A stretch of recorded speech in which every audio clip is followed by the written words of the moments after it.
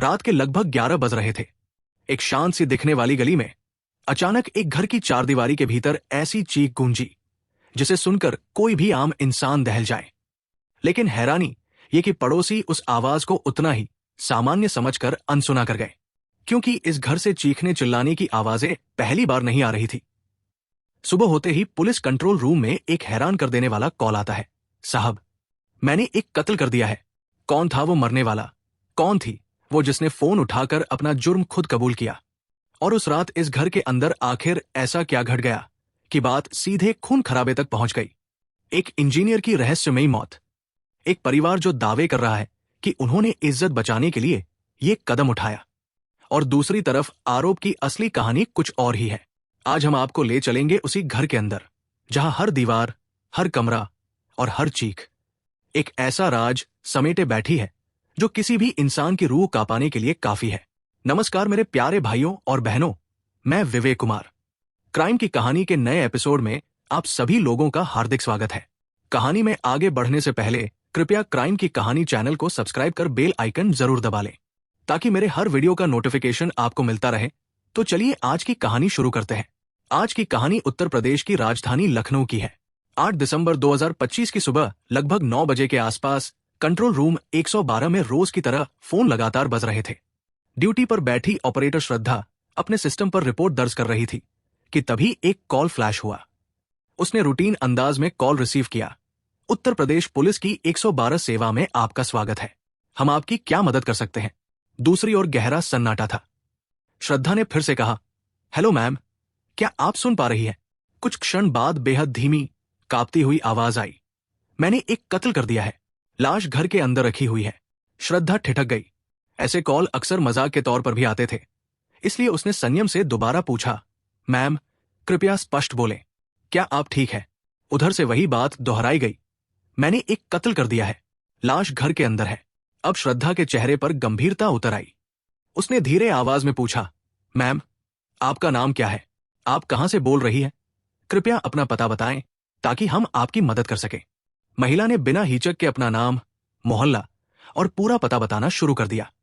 आवाज अब भी टूटी हुई थी, जैसे किसी भारी बोझ तले दबी हो। श्रद्धा ने एक एक शब्द ध्यान से नोट किया। पता मिलते ही उसने बिना समय गवाए वायरलेस पर सूचना फ्लैश की। बीवीडी थाना, तत्काल ध्यान दें। आपके क्षेत्र में एक महिला ने खुद को हत्या का आरोपी बताया है। Location Salarganj, Shivam green city, Ayodhya road. थाने में मौजूद पुलिस टीम तुरंत हरकत में आ गई। कुछ ही मिनटों में गाड़ी सायरन बजाते हुए उस दिशा में निकल चुकी थी। लखनऊ की ठंडी दिसंबर की सुबह धीरे धीरे सच्चाई में तब बदल रही थी। कंट्रोल रूम में मिली उस कॉल को शुरुआत में किसी मजाक या मनोवैज्ञानिक तनाव से जुड़ा मामला माना जा रहा था, लेकिन जैसे ही लोकेशन फ्लैश हुई और थाने को जानकारी पहुंची, फिर भी थानेदार राम सिंह ने इसे बेहद सामान्य तरीके से लिया, जैसे रोजाना आने वाली दर्जनों झूठी सूचनाएं। फिर भी औपचारिकता निभाने के लिए उन्होंने अपने स्थानीय सूत्र ग्राम प्रधान मनोहर यादव को कॉल किया। मनोहर, एक सूचना आई है, जरा जाकर चेक कर लेना। शायद कुछ नहीं है, लेकिन देख लो। मनोहर यादव पुलिस का पुराना मददगार था। कॉल मिलते ही वो तुरंत अपनी बाइक लेकर शिवम ग्रीन सिटी की ओर निकल पड़ा। कॉल की गंभीरता उसके दिमाग में कहीं न कहीं चुभ रही थी, लेकिन उसे भी लगता था कि शायद फिर कोई झूठी अफवाह हो। मोहल्ले में पहुंचकर उसने उस घर के सामने बाइक रोकी। दरवाजा बंद था, लेकिन भीतर से हल्की सी आहट आ रही थी। उसने हिम्मत जुटाकर दरवाजा खटखटाया। बहन जी, पुलिस की तरफ से आया हूं। क्या आपकी ओर से कोई कॉल किया गया था? अंदर से वही शांत, लगभग भावशून्य आवाज आई, हाँ, कॉल मैंने ही किया था। मनोहर का दिल एक पल को धड़का। उसने दूसरा सवाल पूछा, क्या आपके घर में किसी की लाश पड़ी है? महिला बिना कोई हिचक बोली, जी हाँ, लाश अंदर ही है, आप चाहे तो देख सकते हैं। यह सुनकर मनोहर की सांसें तेज हो गई। उसने दरवाजे को हल्का सा धक्का दिया और अंदर कदम रखा। कमरे के भीतर का दृश्य देखकर उसकी आंखें फैल गई। फर्श के बीचों बीच एक युवा पुरुष का शव पड़ा था। शरीर बिल्कुल स्थिर, चेहरा शांत, पर वातावरण में मौत की गंध साफ महसूस हो रही थी।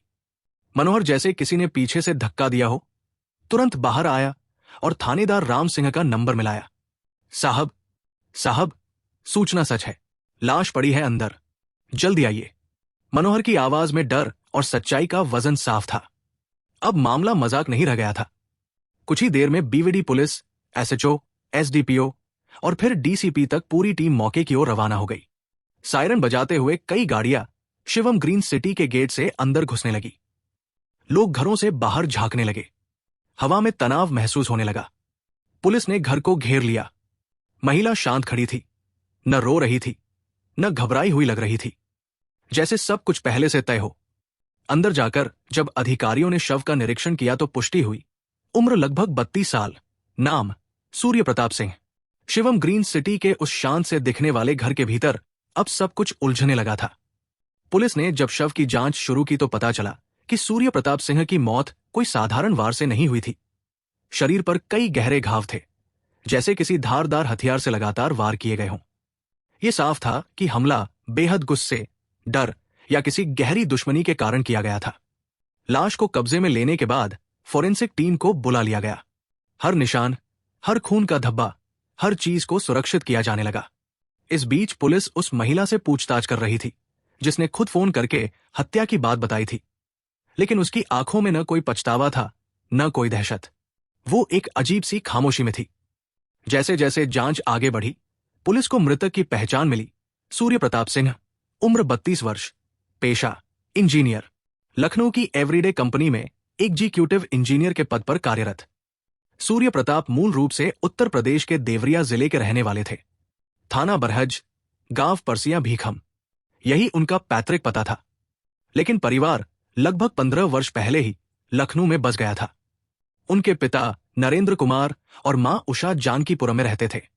3 बहनें थीं, तीनों की शादी हो चुकी थी और अपने अपने घरों में सुखी थी।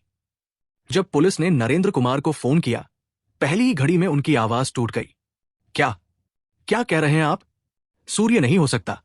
कुछ ही देर में नरेंद्र कुमार और उनकी पत्नी उषा मौके पर पहुंचे। जैसे ही उन्होंने अपने जवान बेटे का निर्जीव शरीर देखा, मां वही फर्श पर ढह गई और चीखें पूरे घर में गूंज उठी। पिता की आंखों से आंसू रुक ही नहीं रहे थे। अभी कल ही तो बात की थी, उससे ये कैसे हो गया? नरेंद्र कुमार का दिल सुबकते हुए कह रहा था। परिवार वालों का रो रोकर बुरा हाल हो गया। किसी ने कभी सोचा भी नहीं था कि एक दिन पहले शादी समारोह में हंसते बोलते मौजूद सूर्य प्रताप अगले ही दिन इस हालत में मिलेगा। घर के बाहर भीड़ बढ़ती जा रही थी, लेकिन अंदर मातम का सन्नाटा और गूंजता जा रहा था। मां उषा का रो रोकर बुरा हाल था। वो बार बार बेटे के निर्जीव शरीर के पास गिर पड़ती और चीखते हुए कहती, मैंने सपना देखा था कि अपने बेटे को दूल्हा बनते देखूंगी। मेरा इकलौता बेटा था। अब मैं ये सपना किससे पूरा कराऊं? कैसे जीऊंगी मैं अब? उनकी ये चीख सुनकर मौजूद हर पुलिसकर्मी की आंखें भी नम हो गई। उसी बीच सूर्य प्रताप के पिता नरेंद्र कुमार, जो जानकीपुरम में रहते थे, टूटे हुए कदमों से मौके पर पहुंचते हैं। बेटे को इस हालत में देखकर वे भी संभल नहीं पाते। कुछ देर बाद खुद को स्थिर करते हुए वे सीधे थानेदार की ओर बढ़ते हैं और गुस्से, दर्द और निराशा से भरी आवाज में कहते हैं, साहब, मेरे बेटे की हत्या रत्ना ने की है। वही इस सब की जिम्मेदार है। नरेंद्र कुमार ने स्पष्ट कहा कि जिस घर में सूर्य की लाश मिली है, वो घर उनके बेटे के नाम था और उसकी मौजूदा कीमत लगभग 50 लाख रुपए है। उनका आरोप था, ये घर हड़पने के लिए ही रत्ना ने मेरे बेटे को मार दिया। और अकेली नहीं है वो, उसकी दोनों बेटियां भी इस कृत्य में शामिल है। साहब, इन्हें तुरंत गिरफ्तार कीजिए और जेल भेजिए। नरेंद्र कुमार का लिखित प्रार्थना पत्र मिलते ही पुलिस ने कोई देरी नहीं की। एफआईआर दर्ज कर ली गई। तीनों, रत्ना और उसकी दोनों बेटियां, अब पुलिस की निगरानी में थी। इस बीच घटना की भनक मीडिया तक पहुंच चुकी थी। अगले ही कुछ घंटों में रिपोर्टर, कैमरे और लाइव कवरेज की गाड़ियां शिवम ग्रीन सिटी के बाहर जमा हो गई। हर कोई यही पूछ रहा था, आखिर मामला है क्या? ये हत्या क्यों हुई? 3 महिलाओं ने मिलकर ऐसा क्यों किया? यही से कहानी का धागा पीछे की ओर लौटता है। साल 2012, जब ये सब शुरू हुआ था, उस वक्त सूर्य प्रताप सिंह सिर्फ 19 साल का युवक था। वो खुद पढ़ाई करता था और साथ ही आसपास के घरों में ट्यूशन की तलाश में निकला करता था, ताकि अपने खर्चे भी निकाल सके और परिवार का हाथ भी बढ़ सके। साल 2012 की वो मुलाकात, जिसने आगे चलकर कई जिंदगियों का रास्ता बदल दिया, बिल्कुल साधारण तरीके से हुई थी। सूर्य प्रताप सिंह ट्यूशन की तलाश में मोहल्ले के एक एक घर में पूछताछ कर रहा था। तभी वो पहुंचा एक घर पर, जहां रहते थे राजेंद्र कुमार, जनगणना विभाग में कार्यरत एक सरकारी कर्मचारी। राजेंद्र दिन में दफ्तर चले जाते थे और घर पर उनकी पत्नी रत्ना रहती थी। रत्ना उस समय लगभग 33 वर्ष की थी। बड़ी बेटी 5 साल की और छोटी मात्र 3 साल की। सूर्य ने दरवाजे पर खड़े होकर कहा, मैडम, अगर आप चाहें तो मैं आपके बच्चों को पढ़ा सकता हूं। ट्यूशन की तलाश में हूं। रत्ना ने पहले उसे ध्यान से देखा। छोटी तो अभी बहुत छोटी है, लेकिन बड़ी को पढ़ाया जा सकता है। मैं अपने पति से बात करके बताती हूं। शाम को जब राजेंद्र घर लौटे तो रत्ना ने उनका मत पूछा। राजेंद्र ने बिना सोचे कहा, कोई दिक्कत नहीं, बच्चों की पढ़ाई का फायदा ही होगा। लेकिन राजेंद्र की जिंदगी में एक बड़ी समस्या थी, शराब। वो शराब का इतना आदी था कि धीरे धीरे उसकी सेहत गिरने लगी। घर में कलह बढ़ती, बच्चों पर असर होता और अक्सर वो बीमार रहने लगा। उधर सूर्य प्रताप हर शाम आता, ट्यूशन देता और वापस चला जाता, पूरी इज्जत से, बिना किसी बदतमीजी के। रत्ना को भी लगता था कि लड़का अच्छा है, पढ़ाई भी ठीक से कराता है और बच्चों को उससे लगाव भी हो गया था। यह सिलसिला 2 साल तक चलता रहा। फिर आया साल 2014 और एक सुबह मोहल्ले में खबर फैल गई कि राजेंद्र कुमार का निधन हो गया है। अत्यधिक शराब और बिगड़ी सेहत ने आखिरकार उनका साथ छोड़ दिया था। डॉक्टरों ने कारण बताया, गंभीर पीलिया, जिससे शरीर जवाब दे गया। राजेंद्र की मौत के साथ ही रत्ना एकदम अकेली पड़ गई। 2 छोटी बच्चियां, कोई सहारा नहीं, आर्थिक स्थिति डावाडोल, और अचानक उनके जीवन का पूरा ढांचा ढह गया। राजेंद्र की मौत के बाद भले ही रत्ना अकेली रह गई थी, लेकिन सरकारी नौकरी के चलते मिलने वाला फंड, पारिवारिक लाभ और बाद में शुरू हुई पेंशन ने घर का खर्च किसी तरह संभाल लिया। 2 बच्चियों की परवरिश आसान नहीं थी, लेकिन रत्ना ने हिम्मत जुटाई और जीवन को आगे बढ़ाने की कोशिश की। इन सब के बीच सूर्य प्रताप सिंह नियमित रूप से बच्चों को पढ़ाने आते रहे। पहले सिर्फ एक ट्यूटर, फिर एक परिचित, और धीरे धीरे दोनों के बीच एक ऐसी सहजता पनपने लगी जो किसी को दिखाई तो नहीं देती, पर महसूस जरूर होती थी। बच्चों की पढ़ाई, घर की परेशानियां, रत्ना का अकेलापन, सब मिलकर सूर्य को उस घर के लिए एक सहारा सा बना देते थे। समय के साथ ये सहारा नजदीकियों में बदल गया, और नजदीकियां, प्यार में, दोनों में उम्र का बड़ा अंतर था। रत्ना 33 साल की और सूर्य मुश्किल से 19-20 साल का। समाज, रिश्तेदार, पड़ोसी, सबके लिए यह रिश्ता अस्वीकार्य था। जैसे ही दोनों परिवारों को भनक लगी, सूर्य के घर वाले भड़क उठे। ये क्या कर रहे हो? लोग क्या कहेंगे? ये रिश्ता हमारी इज्जत डुबो देगा। उधर रत्ना के मायके वालों ने भी चेतावनी दी, ये लड़का बच्चा है, तुम्हारे 2 बच्चे हैं, ये संबंध कभी स्वीकार नहीं होगा। लेकिन जितना उन्हें रोका गया, वे उतना ही एक दूसरे के करीब आते चले गए। परिवार के सवाल उठाने पर सूर्य ने किसी भी प्रकार के संबंध से इनकार कर दिया। लेकिन जब शक बढ़ा तो उसने परिवार की बात तक सुननी बंद कर दी। परिवार का कहना है कि सूर्य ने अपने माता पिता से भी लगभग सभी संपर्क तोड़ लिए और रत्ना के साथ ही रहना शुरू कर दिया। एक होनहार इंजीनियर धीरे धीरे अपने पूरे परिवार से कटता चला गया। प्यार अब जिद में बदल चुका था। धीरे धीरे वे एक दूसरे पर निर्भर रहने लगे, इतना कि अलग होना लगभग असंभव हो गया। समय बीतता गया। सूर्य ने इंजीनियरिंग पूरी की, नौकरी लग गई, एवरीडे कंपनी में एग्जीक्यूटिव इंजीनियर। रत्ना की दोनों बेटियां भी बड़ी हो रही थी और घर की अपनी दुनिया थी। उधर सूर्य पढ़ाई और नौकरी के साथ साथ रत्ना के घर का हिस्सा बन चुका था।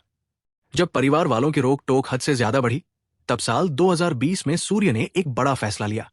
उसने अपने ही नाम के मकान में रत्ना और उसकी दोनों बेटियों को किराएदार के रूप में रख लिया, ताकि उनसे दूरी बनाने के सारे दबाव बेअसर हो जाएं और कोई उन्हें अलग न कर सके। अब वे एक ही घर में, एक ही छत के नीचे, एक लिव इन रिलेशनशिप की तरह जीने लगे, जैसे पति पत्नी हो, भले समाज मानता हो या नहीं। वक्त बीतता गया और रत्ना की दोनों बेटियां बड़ी होने लगी। घर में रहते रहते सूर्य प्रताप अब सिर्फ ट्यूटर या सहारा नहीं था, बल्कि वो एक ऐसी भूमिका निभाने लगा जैसे वो उन बच्चियों का पिता हो। वो उनकी पढ़ाई, उनके स्कूल, उनकी दिनचर्या, हर बात पर नजर रखता। कहाँ जाती है, किससे मिलती है, मोबाइल कितना इस्तेमाल करती है, ये सब देखकर रत्ना को लगता था, देखो ये कितना ध्यान रखता है, हमारी जिंदगी संभाल रहा है। लेकिन रत्ना को ये नहीं पता था कि इस चिंता की आड़ में एक बहुत गंदी सच्चाई छिपी है। जब भी अवसर मिलता, सूर्य प्रताप बड़ी बेटी के साथ गलत हरकतें करने की कोशिश करता। उसके शरीर को गलत तरीके से छूना, उसे डराना और बिना बताए कमरे में आ जाना। बेटी चुप रही, सहती रही, शायद डर के कारण, शायद अपनी मां की हालत सोचकर। लेकिन जैसे कहा जाता है, पाप का घड़ा भरते भरते एक दिन फूट ही जाता है। एक दिन बड़ी बेटी ने रोते रोते अपनी मां को सारी बात बता दी। रत्ना का खून खौल उठा, वो टूट गई, लेकिन गुस्से और घृणा ने उसे अंदर से जला दिया। अब सूर्य प्रताप के प्रति उसका दृष्टिकोण बदल चुका था। और फिर आया वो दिन, 7 दिसंबर 2025। इस दिन अचानक सूर्य प्रताप ने बड़ी बेटी का मोबाइल उठाया। स्क्रीन पर एक लड़के का चेहरा दिखा, शायद दोस्त, शायद सहपाठी। लेकिन सूर्य प्रताप का चेहरा गुस्से से लाल हो गया। उसने मोबाइल पटक कर कहा, ये कौन है, इससे क्यों बात करती हो? मोबाइल में लड़के की फोटो देखकर सूर्य प्रताप सिंह की आंखों में पागलपन उतर आया। उसने गुर्राते हुए पूछा, ये कौन है, इससे बात क्यों करती हो, बताती क्यों नहीं? बड़ी बेटी डर गई। उसने कुछ समझाने की कोशिश की, लेकिन वो बात पूरी कर पाती उससे पहले ही सूर्य आग बबूला हो गया। उसने लड़की को बाह से पकड़ा, जोर से झिंझोड़ा और खींचते हुए अंदर वाले कमरे में घसीट ले गया। अंदर से लड़की की चीखें गूंजने लगी, छोड़ो, मत मारो, मुझे छोड़ दो। छोटी बेटी डरते हुए दौड़ी और रत्ना से बोली, मम्मी, आज फिर दीदी को परेशान कर रहा है। चीख रही है वो। लेकिन पड़ोसी, उन्हें कोई फर्क नहीं पड़ता था। इस घर से रोने चिल्लाने की आवाजें अक्सर आती थी। उन्हें लगा फिर किसी दिन की तरह झगड़ा होगा, मगर इस बार सब बातें अलग थी। रत्ना के भीतर अब सिर्फ गुस्सा नहीं था, घृणा, दर्द और मां वाला जज्बा तीनों एक साथ फट पड़े थे। रत्ना दौड़ी, छोटी बेटी को साथ लिया और कमरे के दरवाजे पर जोर जोर से थपथपाने लगी, दरवाजा खोलो, अभी खोलो। अंदर से तड़पती लड़की की आवाजें और तेज हो रही थी। आखिरकार सूर्य ने दरवाजा खोला और बस इतना कहना बाकी था। रत्ना का गुस्सा हद से पार हो चुका था। वो सीधे रसोई में गई, वहां से एक बड़ा चाकू उठाया। कमरे में लौटते हुए उसने अपनी दोनों बेटियों से कहा, पकड़ो इसे। दोनों बच्चियां डर, गुस्से और मजबूरी में आगे बढ़ी। सूर्य को धक्का दिया गया, वो फर्श पर गिर पड़ा। रत्ना उस पर झपट पड़ी और फिर एक बार, फिर दूसरा, फिर तीसरा, गर्दन पर, गले पर, कंधे पर, लगातार, बिना रुके। सूर्य प्रताप तड़प रहा था, हाथ पांव मार रहा था, पर रत्ना का गुस्सा रुकने वाला नहीं था। कमरे में खून फैलता जा रहा था। कुछ ही पलों बाद उसका शरीर ढीला पड़ गया और कुछ देर तड़पने के बाद उसने दम तोड़ दिया। रात के लगभग 11 बजे, 7 दिसंबर 2025 की वो काली रात। कमरे के भीतर फैला खून, फर्श पर पड़े सूर्य प्रताप का निर्जीव शरीर और दीवारों पर गूंजती कुछ देर पहले की चीखें, इन सबने पूरे घर को एक भयावह खामोशी में डुबो दिया था। रत्ना और उसकी दोनों बेटियां स्तब्ध थी, हाथ कांप रहे थे, दिमाग सुन्ना। उन्हें समझ ही नहीं आ रहा था कि अभी अभी क्या हो गया, कैसे हो गया। वे तीनों दूसरे कमरे में जाकर बैठ गई। न किसी ने एक दूसरे से बात की, न एक दूसरे की तरफ देखा। बस डर, अपराध बोध और सदमे का साया घंटों तक कमरे में बना रहा।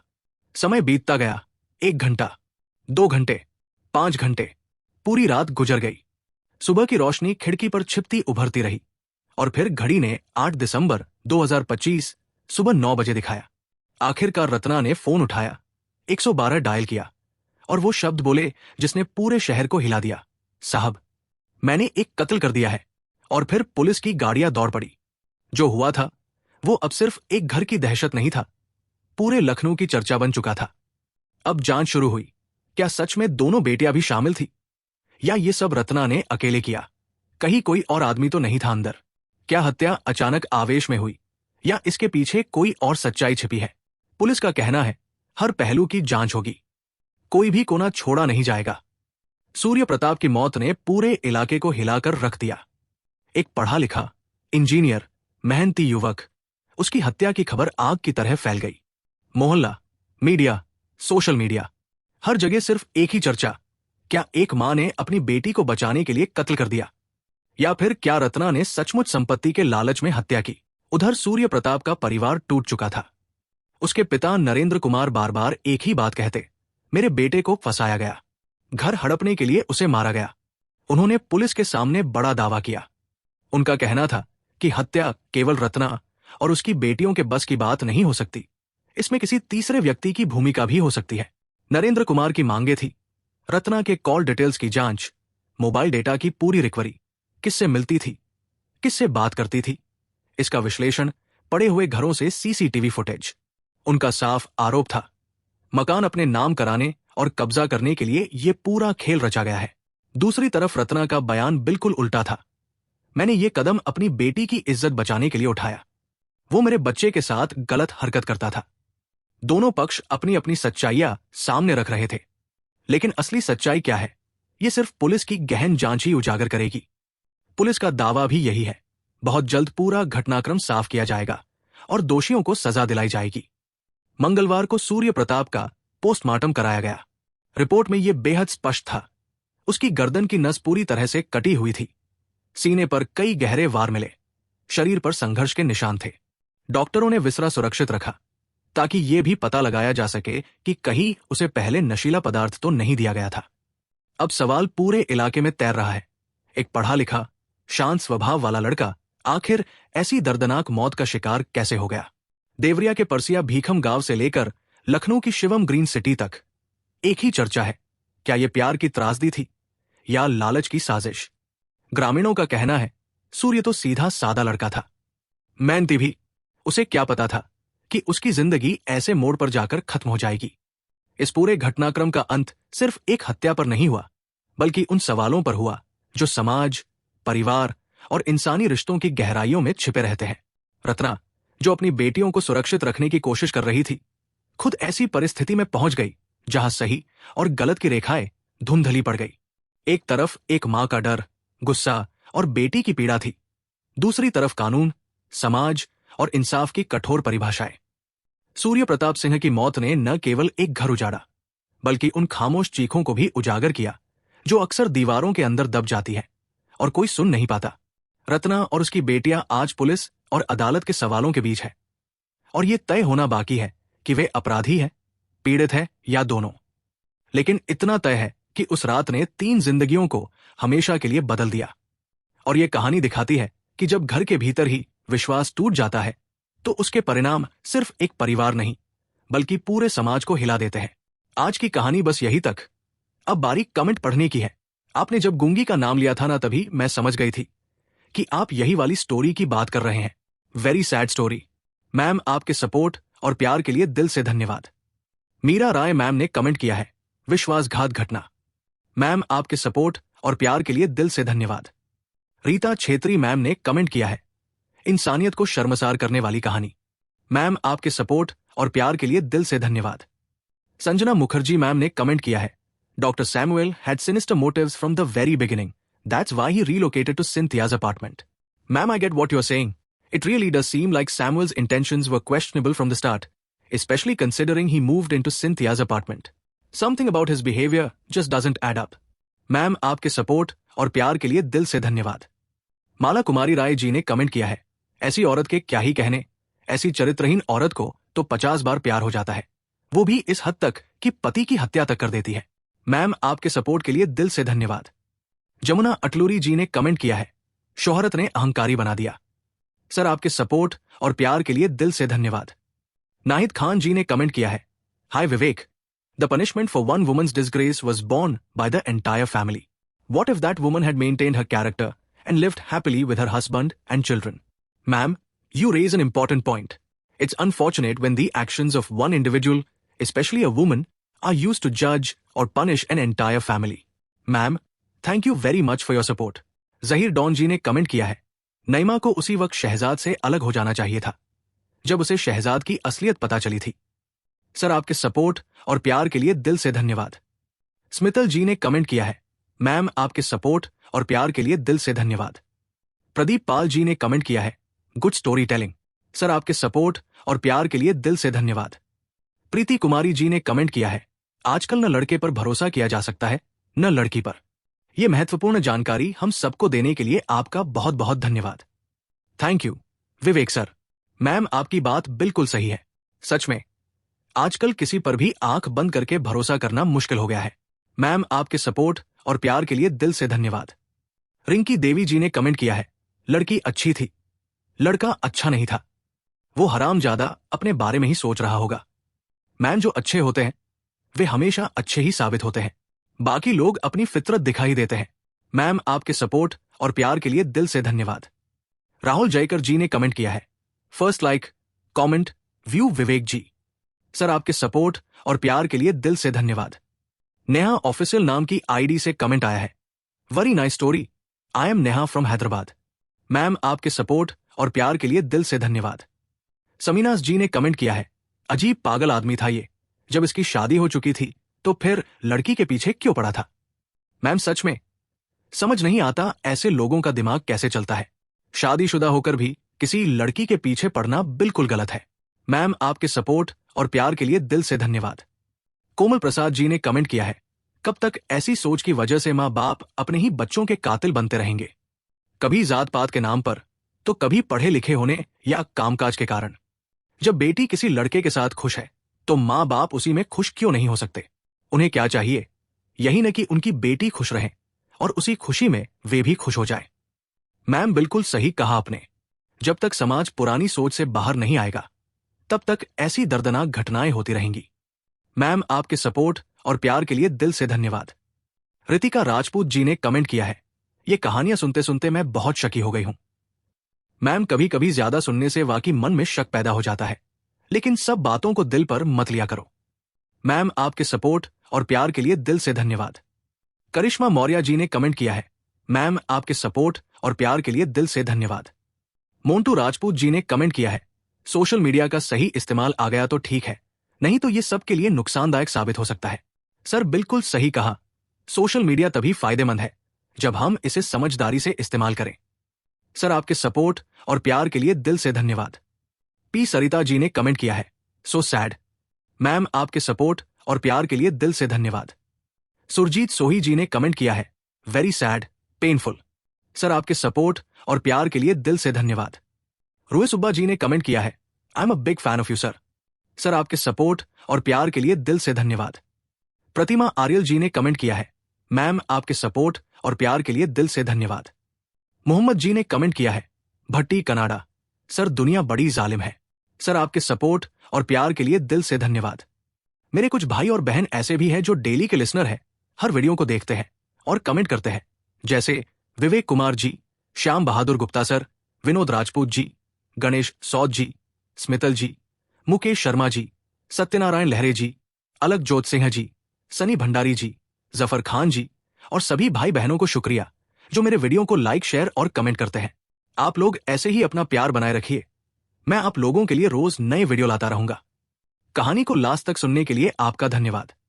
इस कहानी के बारे में अपनी राय कमेंट करके जरूर बताइएगा और ऐसी ही अपराध की सच्ची कहानियों के लिए हमारे चैनल क्राइम की कहानी को सब्सक्राइब कर लीजिए।